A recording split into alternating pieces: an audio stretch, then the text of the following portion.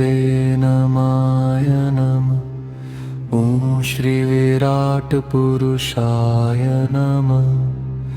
ॐ श्री क्षेत्र क्षेत्राज्ञाय नमः।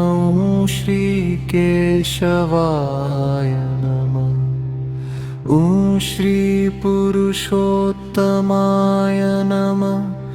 ॐ श्री ईश्वराय नमः। ॐ श्री हृषिकेशाय नमः। ॐ श्री पद्मनाभाय नमः। ॐ श्री विश्वकर्मणे नमः। ॐ श्री कृष्णाय नमः। ॐ श्री प्रजापतये नमः। ॐ श्री हिरण्यगर्भाय नमः। ॐ श्री सुरेशाय नमः। ॐ श्री सर्वदर्शनाय नमः। ॐ श्री सर्वेश्वराय नमः।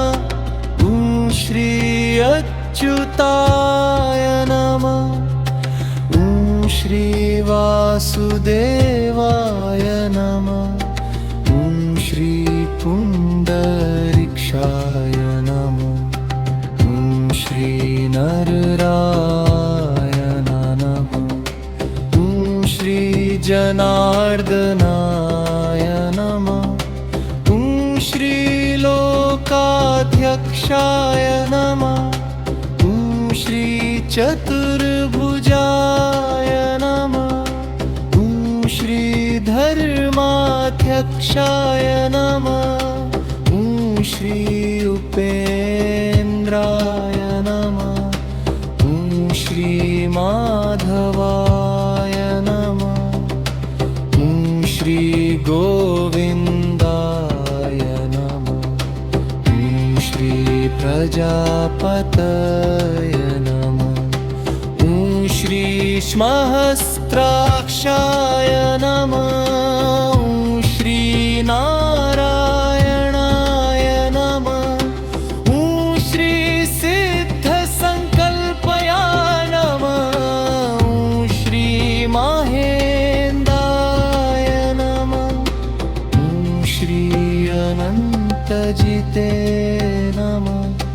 ॐ श्री महीधराय नमः। ॐ श्री गरुडध्वजाय नमः। ॐ श्री लक्ष्मीपतये नमः। ॐ श्री दामोदराय नमः। ॐ श्री कमलापतये नमः। ॐ श्री परमेश्वराय नमः। ॐ श्री धनेश्वराय नमः। ॐ श्री मुकुन्दाय नमः। ॐ श्री आनन्दाय नमः। ॐ श्री सत्यधर्माय नमः। ॐ श्री उपेन्द्राय नमः। ॐ श्री चक्रगदाधराय नमः। ॐ श्री जगवते नमः। ॐ श्री शान्तिदाय नमः। ॐ श्री गोपते नमः। ॐ श्री श्रीपतये नमः। ॐ श्री श्रीहरे नमः। ॐ श्री श्रीरघुनाथाय नमः। ॐ श्री कपिलेश्वराय नमः। ॐ श्री वाराहाय नमः। ॐ श्री नरसिंहाय नमः। ॐ श्री रामाय नमः। ॐ श्री हयग्रीवाय नमः। ॐ श्री शोकनाशनाय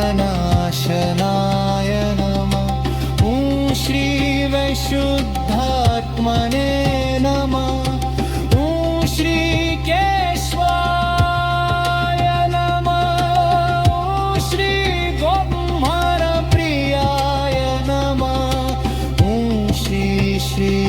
यदुश्रेष्ठाय नमः।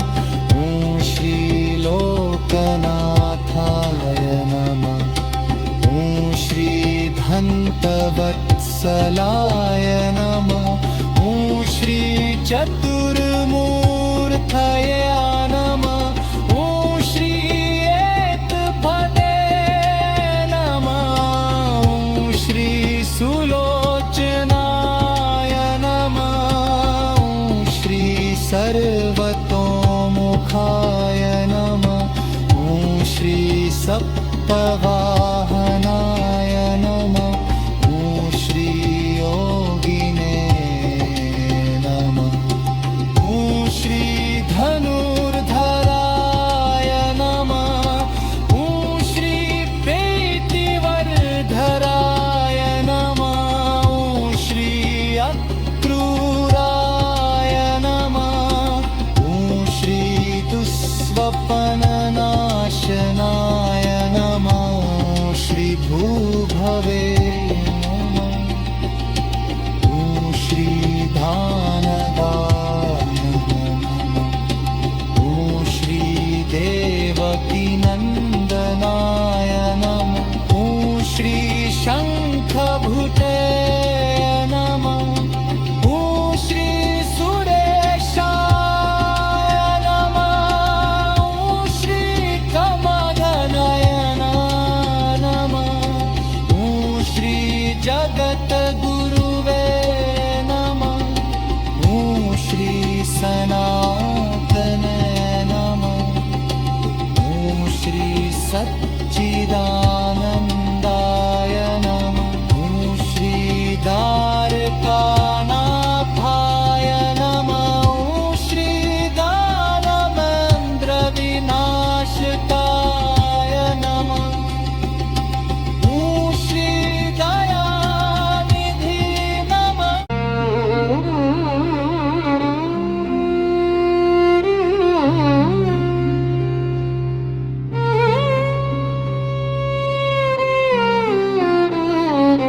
ॐ श्री विष्णवे नमाय नमः।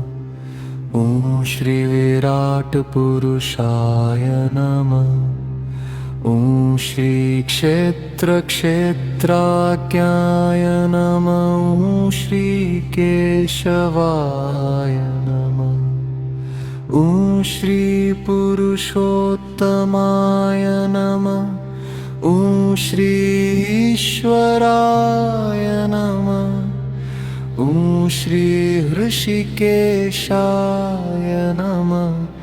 ॐ श्री पद्मनाभाय नमः। ॐ श्री विश्वकर्मणे नमः।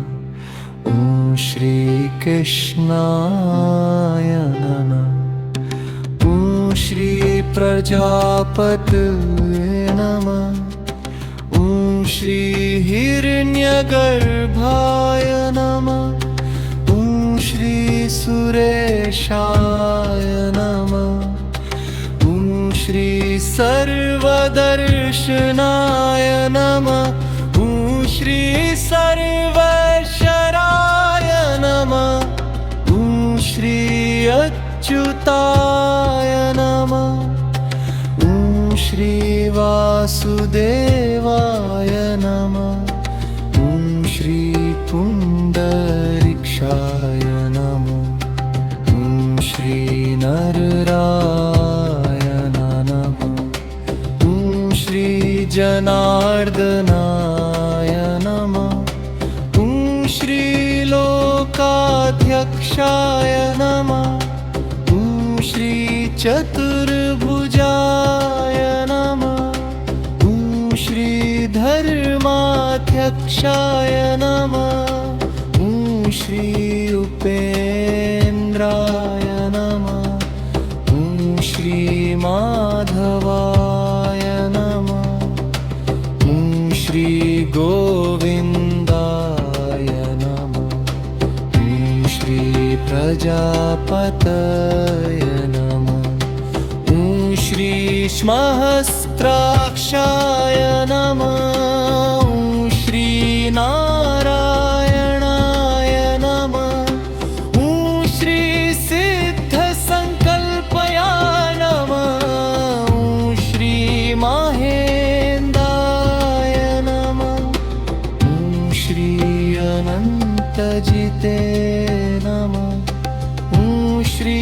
महीधराय नमः। श्री गरुडध्वजाय नमः। श्री लक्ष्मीपतये नमः। श्री दामोदराय नमः। श्री कमलापतये नमः। श्री परमेश्वराय नमः। श्री धनेश्वराय नमः। श्री मुकुन्दाय नमः। श्री आनन्दाय नमः। श्री सत्यधर्माय नमः। श्री उपेन्द्राय नमः। श्री चक्रगदाधराय नमः। श्री जगवते नमः। श्री शान्तिदाय नमः। श्री गोपते नमः। श्री श्री पतये नमः। श्री श्री हरे नमः। श्री श्री रघुनाथाय नमः।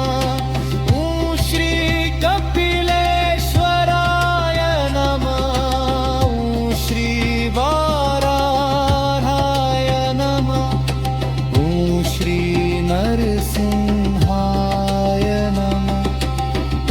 श्री रामाय नमः। श्री हयग्रीवाय नमः। श्री शोकनाशनाय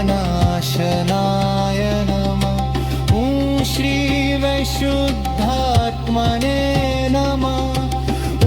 श्री केशवाय नमः। श्री गोब्रह्मप्रियाय नमः। श्री श्री यदुश्रेष्ठाय नमः।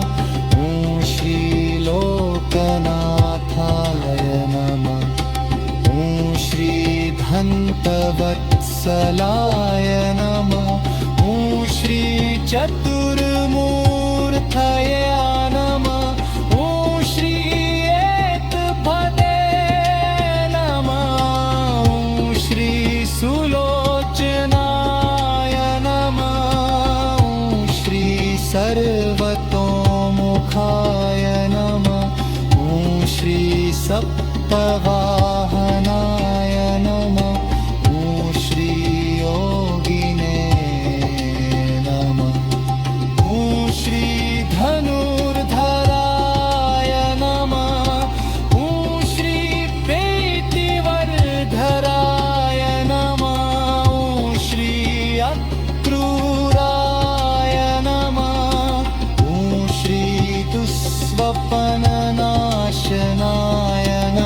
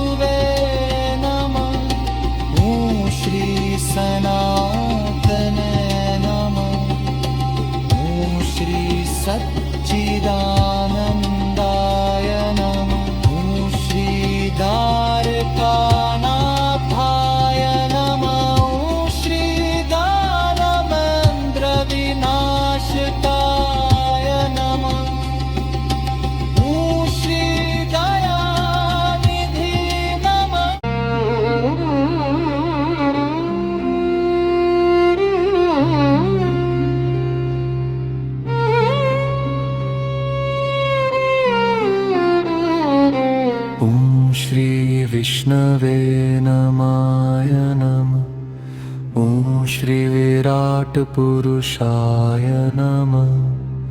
ॐ श्री क्षेत्र क्षेत्राज्ञाय नमः। ॐ श्री केशवाय नमः। ॐ श्री पुरुषोत्तमाय नमः। ॐ श्री ईश्वराय नमः। ॐ श्री हृषिकेशाय नमः। ॐ श्री पद्मनाभाय नमः। ॐ श्री विश्वकर्मणे नमः। ॐ श्री कृष्णाय नमः। ॐ श्री प्रजापतये नमः। ॐ श्री हिरण्यगर्भाय नमः। ॐ श्री सुरेशाय नमः। ॐ श्री सर्वदर्शनाय नमः। ॐ श्री सर्वेश्वराय नमः। ॐ श्री अच्युताय नमः। ॐ श्री वासुदेवाय नमः। ॐ श्री पुण्डरीक्षाय नमः। ॐ श्री नररायण नमः। ॐ श्री जनार्दनाय नमः। ॐ श्री लोकाध्यक्षाय नमः। ॐ श्री चतुर्भुजाय नमः। ॐ श्री धर्माध्यक्षाय नमः। ॐ श्री उपेन्द्राय नमः। ॐ श्री माधवाय नमः। ॐ श्री गोविन्दाय नमः। ॐ श्री प्रजापतये नमः।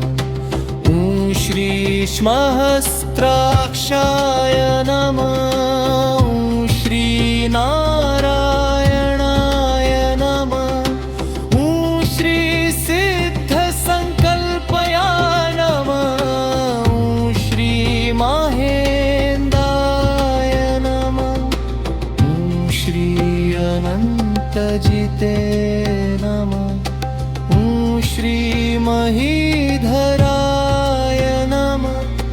ॐ श्री गरुडध्वजाय नमः। ॐ श्री लक्ष्मीपतये नमः। ॐ श्री दामोदराय नमः। ॐ श्री कमलापतये नमः। ॐ श्री परमेश्वराय नमः। ॐ श्री धनेश्वराय नमः। ॐ श्री मुकुन्दाय नमः। ॐ श्री आनन्दाय नमः। ॐ श्री सत्यधर्माय नमः। ॐ श्री उपेन्द्राय नमः। ॐ श्री चक्रगदाधराय नमः। ॐ श्री जगवते नमः। ॐ श्री शान्तिदाय नमः। ॐ श्री गोपतये नमः। ॐ श्री श्रीपतये नमः। ॐ श्री श्रीहरे नमः। ॐ श्री श्रीरघुनाथाय नमः। ॐ श्री कपिलेश्वराय नमः। ॐ श्री वाराहाय नमः। ॐ श्री नरसिंहाय नमः। ॐ श्री रामाय नमः। ॐ श्री हयग्रीवाय नमः। ॐ श्री शोकनाशनाय नमः। ॐ श्री वैशुद्धात्मने नमः। ॐ श्री केशवाय